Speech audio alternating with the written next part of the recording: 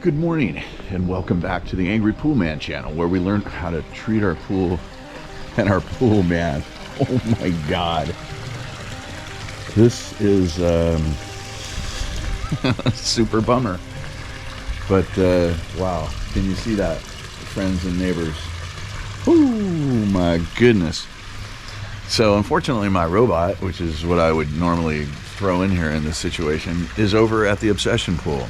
That pool is not circulating at all, so I figured at least some sort of circulation in there needs to be happening.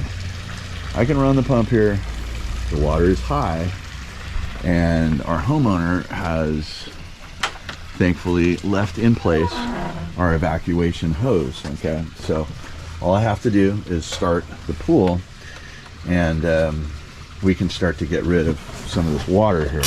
So once again, Pentair easy touch system here with our IntelliFlows. One does the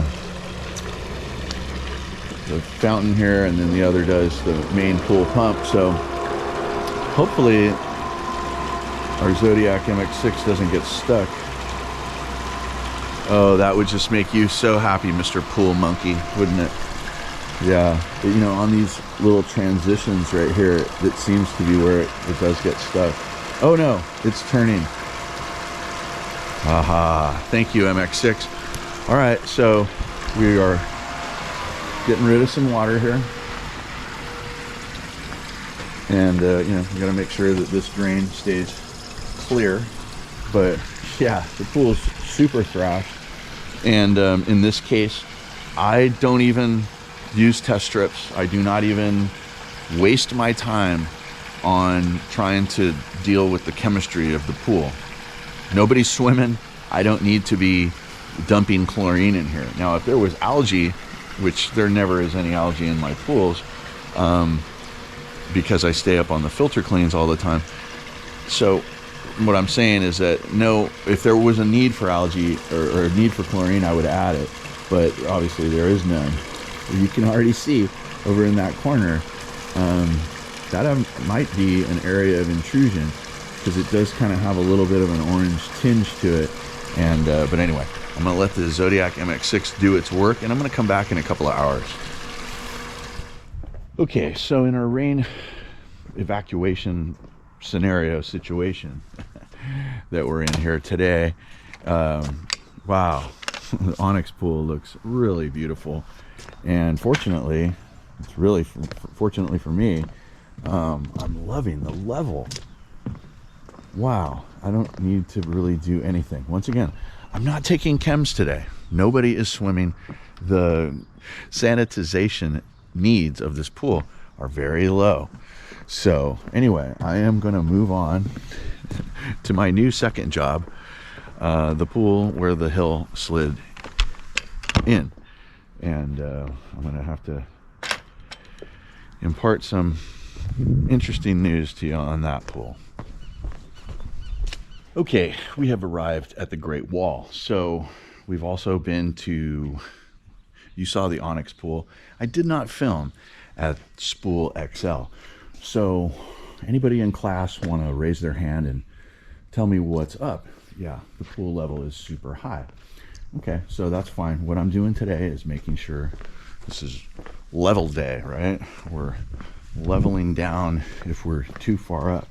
So fortunately, both of our pumps here, our water feature pump and our main pool pump, are plumbed with an evacuation spigot.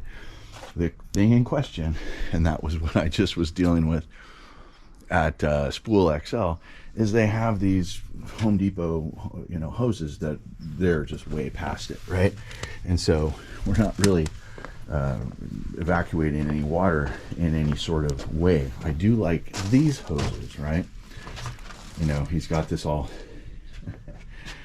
this is probably his car wash station. I can see here he's got this thing going on. So he's A, got hot water, and B, he's, you know, there's not going to be any water spots. So I don't want to use that hose, right? And then on top of it, this hose is here hooked up to their water source, so I don't want to do that either. So word to the wise, word to pool builders, pool owners, and pool professionals.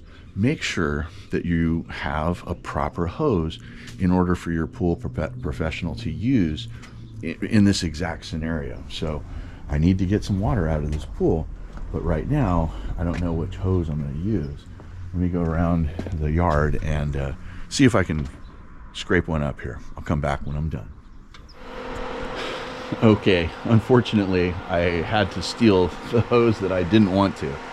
It was this nylon hose, which frankly I really like them because they're easy to roll up. This is a really long one.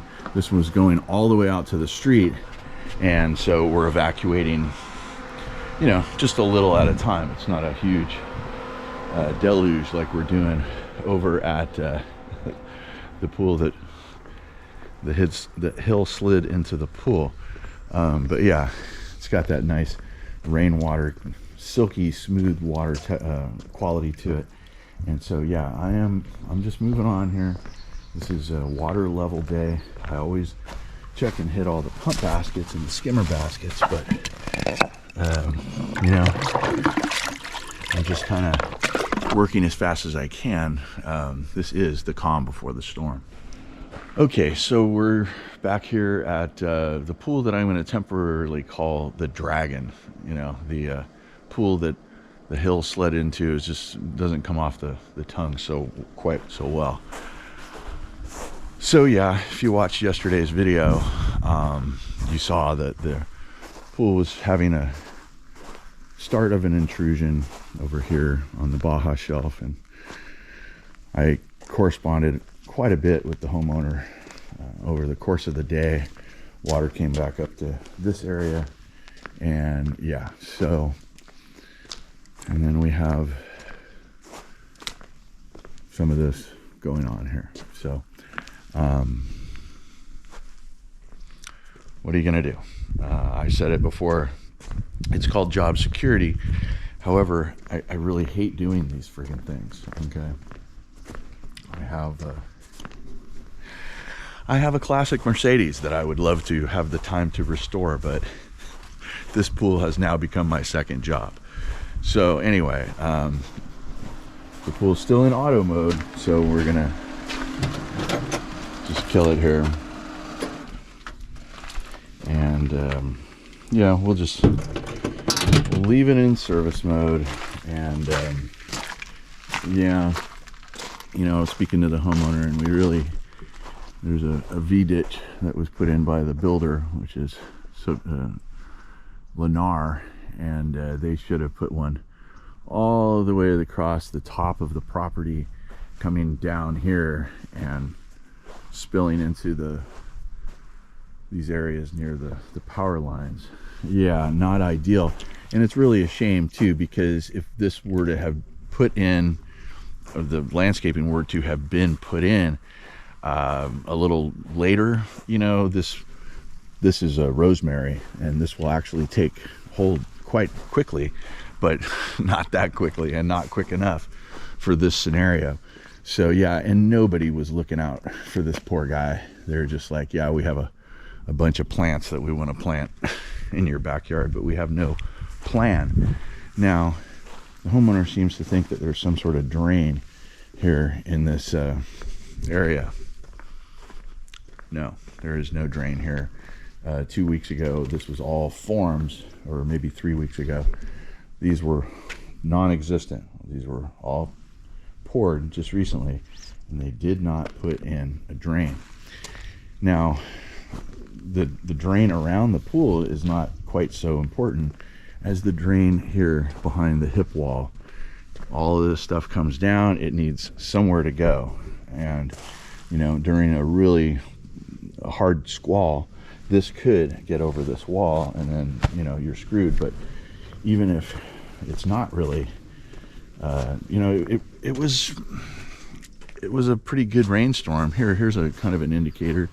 Here, this side yard, this side yard has the best drainage on the whole property. And over there, that's the drain that I basically sent the whole contents of the pool down there. Sorry, Froggy. But yeah, so he's done this. I'm not really sure how effective that was, but anyway, I like to see some effort, but unfortunately it's too little too late. So we're back and we're gonna do what we did last week. This was gonna, maybe we should call this the Groundhog Day pool. I don't know, that's kind of a solid name given the circumstance. I was gonna call it the Dragon because this pool needs taming. Anyway, comment below. I work for you guys on this channel, so let me know what you want this pool to be called. But yeah, so now we've got it in service mode.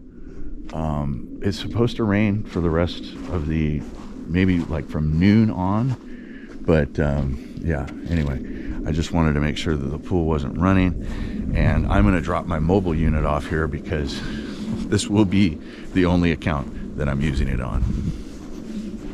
Okay, so push the reset button. We're doing Groundhog Day again. So I'm sending the stuff down. Unlike last time, it was my intention to get rid of all of the water, but at that time I didn't have the ability to give all of my attention to this pool. So what I did is I put, and the homeowner had already started this process, but I put the pump in the lowest point. Actually, not over there, this is the lowest point, but we had it over here and it was draining over to that that drain, which I like, right? That little sump pump doesn't overwhelm that drain.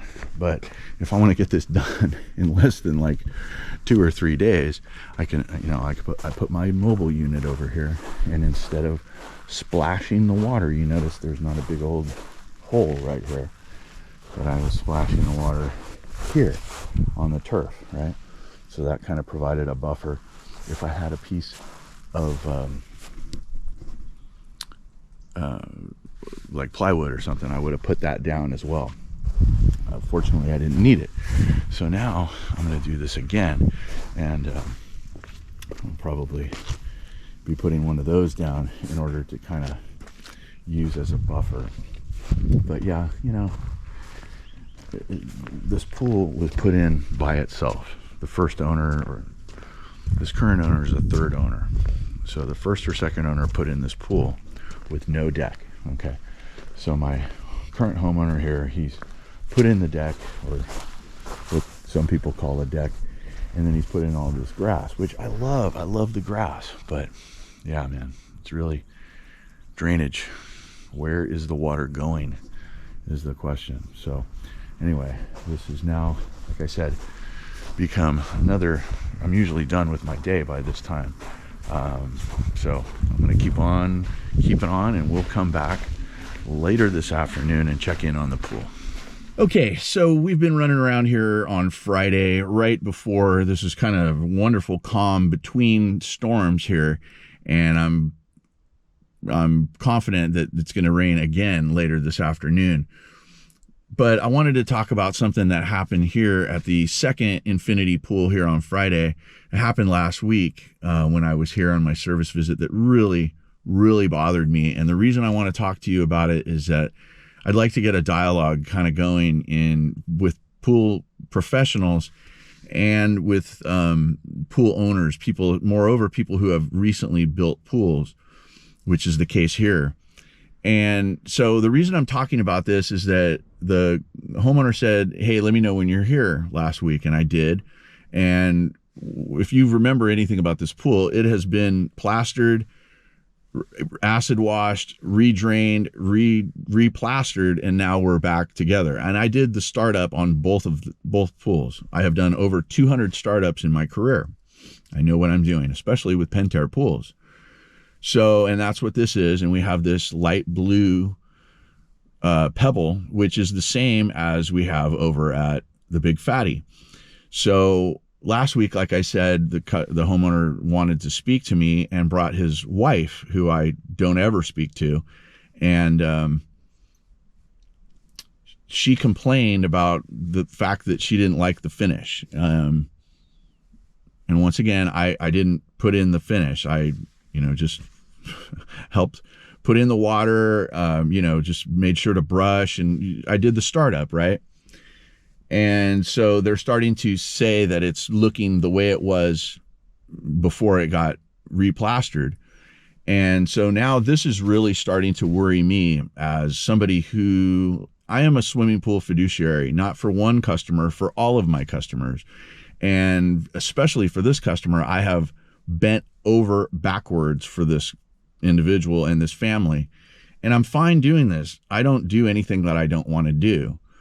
But when someone starts telling me like, what's this? What's that? What about this? What about that? And kind of basically asking me to warranty another man's work, I don't like that. And so if this continues with this account, we'll just pass and part as friends. And, you know, the homeowner doesn't watch the channel. And I guarantee you his wife doesn't. And so I'm not like saying this here as a warning to those who I serve, but I am saying that you better realize what you're talking about. If somebody did the plumbing and you start talking to the pool guy about, well, why is this plumb that way? You're way out of line. Okay.